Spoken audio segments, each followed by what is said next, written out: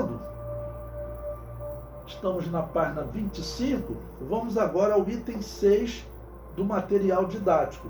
Eu coloco aí também um artigo para vocês, tá ok? De um historiador descrevendo Lutero e a maçonaria, né? Então eu coloquei o artigo para vocês verem as palavras dele, o que ele pensa sobre isso. Número 6, Lutero e a maçonaria. Para ávidos pesquisadores, o mais interessante são os chamados bastidores da história, diz ele. Fontes reveladoras do fio da meada da construção histórica. A união histórica de duas correntes importantes teve papel determinante para o sucesso da Reforma Protestante: a maçonaria católica e a protestante. Observe o que ele está dizendo. Haviam duas maçonarias. Havia dentro da Igreja Católica pessoas que eram maçons escondidos, e até os católicos identificaram, né, que eles praticavam satanismo, ok? Então havia uma maçonaria católica e também uma protestante. Por quê? Porque Lutero, quando ele começa a protestar, nós vimos, são os maçons que protegem Lutero. Senão ele teria sido queimado, como aconteceu com outros católicos, né? Ok? O comentário prossegue. E por quê? Ele diz, por que esses bastidores da história são tão interessantes? Ele diz, a tradução dos textos sagrados do grego para as línguas conhecidas e a necessidade de respeito à profissão de fé de cada um. A história tem como base e se fundamenta na memória oral, documentos históricos e achados arqueológicos, ossadas, antigas construções, urnas funerárias. Martinho Lutero jamais teria alcançado seus objetivos, a realização da Reforma Protestante, se não tivesse tido apoio das ordens iniciáticas da maçonaria, né? Das ordens iniciáticas da época. E pego carona na embalada do iluminismo, aqueles homens que se consideravam iluminados, né? Movimento que entusiasmou e empolgou príncipes intelectuais, pensadores e burgueses com a participação ativa de ilustres maçons. Teria virado torresmo, ou seja, Lutero teria sido queimado, né? Um católico chamado John Hus, ele não era anabatista, John Hus era católico, né? Batizava criança, ele foi queimado vivo, ok, cerca de 100 anos antes de Lutero, por ele criticar a Igreja Católica, ou seja, de uma certa maneira protestar, né? Era um protesto, um protestante, como eles dizem, antes de Lutero. Então o historiador diz, ele teria virado torresmo na figura da fogueira da Inquisição. Era isso que acontecia com todos que protestavam. Então ele vai ser guardado, protegido, né? E prossegue. Em 1521, Lutero é acusado de heresia e condenado à fogueira da Inquisição.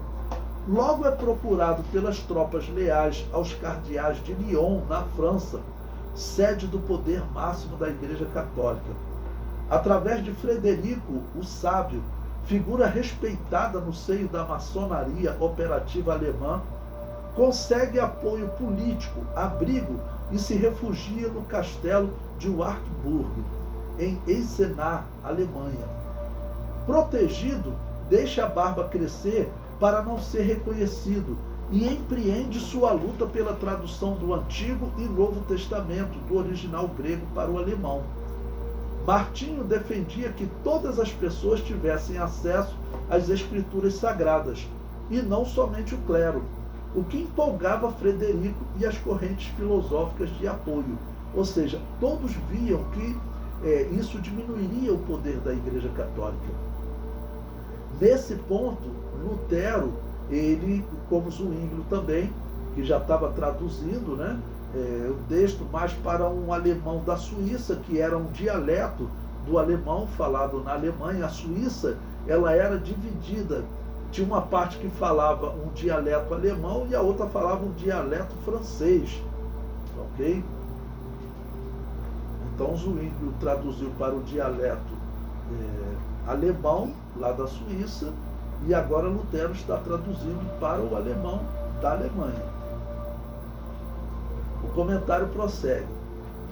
A Igreja Católica tinha a maçonaria protestante como voraz inimiga, e a própria maçonaria católica também tinha aderido ao movimento iluminista e, consequentemente, à reforma protestante. Ela, a maçonaria, foi e sempre será a grande mãe abrigadora da diversidade cultural e intelectual do mundo. Olha só que armadilha, irmãos. A história, você pode comprar os livros, né, de ex-maçons, os documentos da maçonaria, tudo, né, mostra que a maçonaria, ela envolve uma religião, sim. Mas o que ela faz? Ela sempre defendeu, ok, a liberdade intelectual. Então, ela entrou na história como uma libertadora. Quando nós chegarmos no estudo da Revolução Francesa, mas eu já mostrei para vocês em outros gráficos, e à frente eu vou repetir de novo, lá na Revolução Francesa, quem vocês acham que colocou Semíramis lá com os seios de fora, com uma bandeira da liberdade? Isso vem da maçonaria. A maçonaria, ela é em essência mesmo essa religião de Baal, que ela diz que é uma adoração a Abaddon. Ok? E aqui esse historiador, lembre-se que eu estou aqui fazendo a leitura de um historiador, de um jornal, e ele descreve que a maçonaria foi assim, porque na Revolução Francesa ela falou, olha, ninguém poderá ser molestado por sua fé. E ela vai defender a intelectualidade, tudo isso na luta contra a Igreja Católica. Nos Estados Unidos também a maçonaria vai fazer a mesma coisa, ok? Vai colocar como lei, ninguém poderá ser molestado por sua fé. Os historiadores concordam, tanto a Revolução Francesa como a independência dos Estados Unidos, ela foi coordenada, dirigida, organizada pela maçonaria. Isso não existe dúvida, ok? O comentário prossegue. Aos olhos da Igreja Inquisitorial da Idade Média, pré-moderna e moderna, a maçonaria seria formada por hereges tais como Jacques de Molay e seus templários, John Hus, Martim Lutero, João Calvino e todos os outros protestantes, Henrique VIII, e os anglicanos, Copérnico, Galileu Galilei e Giordano Bruno. Olha, esses protestantes que ele cita aqui, Martim Lutero e João Calvino, nós veremos mais à frente que nesse período a maçonaria ela estava totalmente oculta. Ela não tinha nem, por exemplo, um estatuto. Nós veremos quem vai fazer o primeiro estatuto da maçonaria. E são exatamente pastores calvinistas. Ok? Vou mostrar até os nomes deles para vocês. Mais à frente nós veremos. O comentário do historiador prossegue, né? No Brasil, os primeiros cultos protestantes foram realizados dentro de templos maçônicos no Rio de Janeiro, São Paulo, Minas Gerais, Bahia e Pernambuco. Esse historiador está falando que isso é normal. Protestantismo e maçonaria sempre andaram de mãos dadas. Ele prossegue. O primeiro pastor batista aqui, eu tenho que corrigir uma coisa aqui, até para defender os irmãos batistas, por uma questão de justiça, tá bom?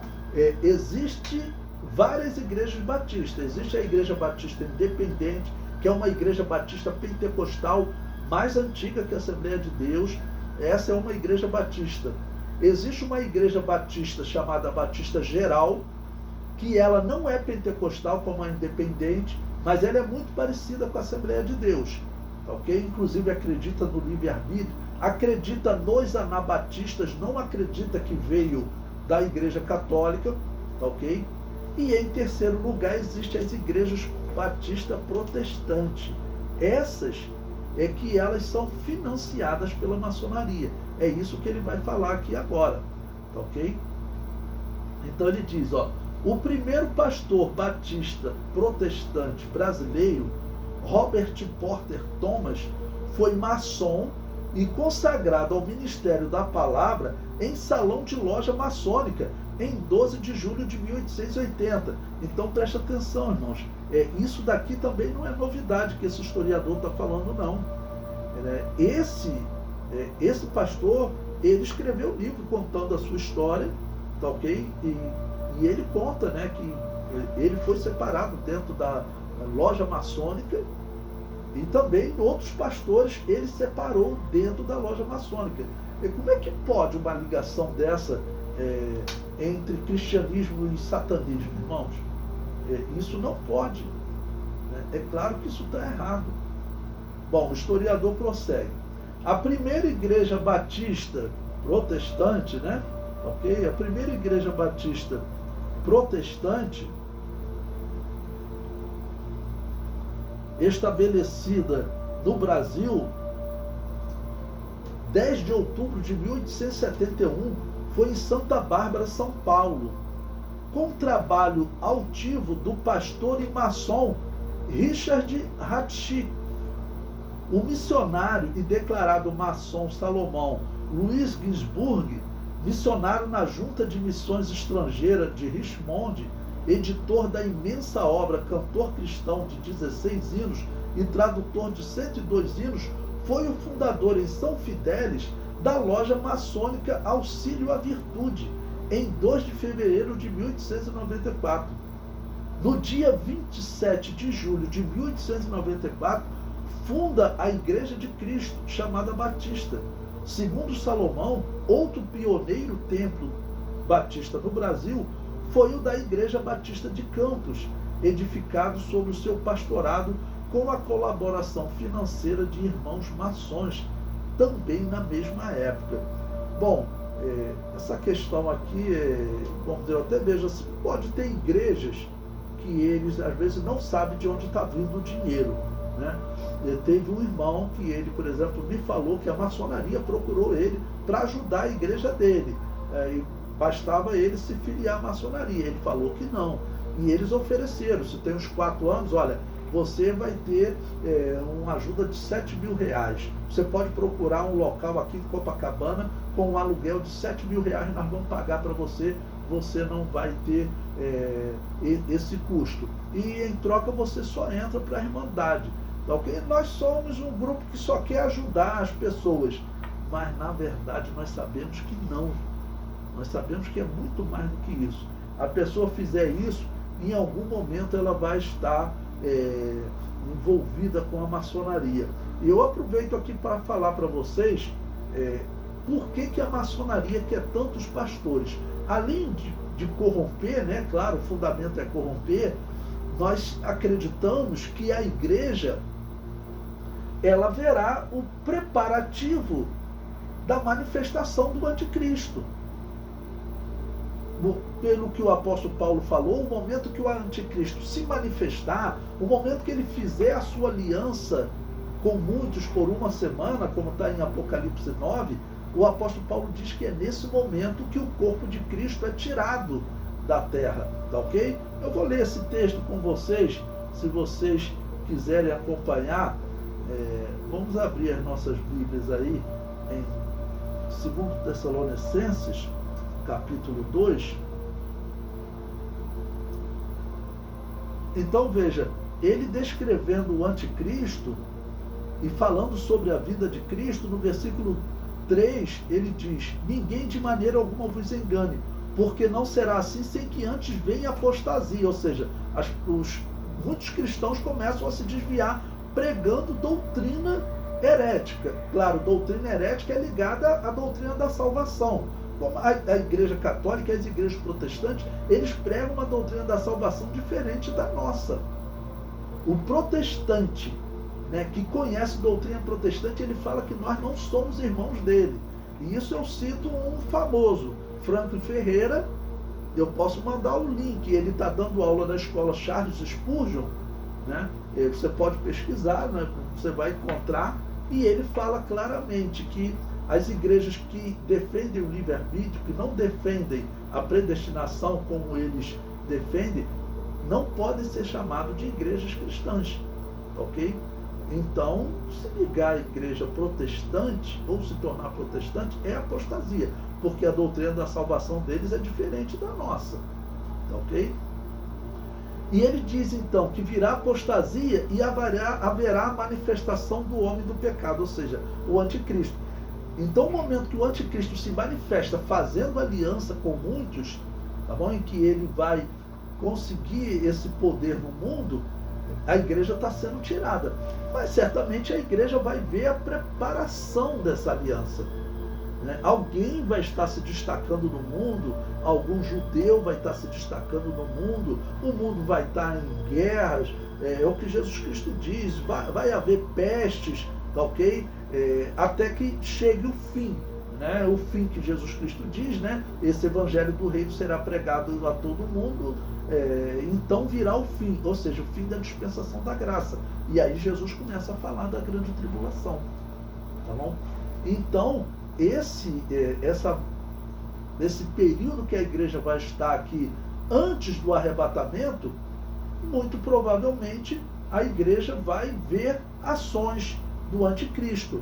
Eu digo que a igreja não precisará e talvez realmente não tenha como ter certeza de quem é o anticristo, porque, claro, ele vai estar se passando por uma pessoa bem intencionada, de bom coração, para ajudar as pessoas, mas, na verdade, ele vai ter um plano satânico de assentar-se no templo de Deus, querendo parecer Deus, de acabar com a religião do cristianismo, de implantar uma nova religião. Por isso é que a maçonaria muito provavelmente está ligada ao anticristo, né? Está ligada ao anticristo, porque essa nova religião de Abaddon, que é uma religião de adoração a Satanás, ok? Essa vai ser a religião proposta pelo anticristo durante a grande tribulação, é claro, ok?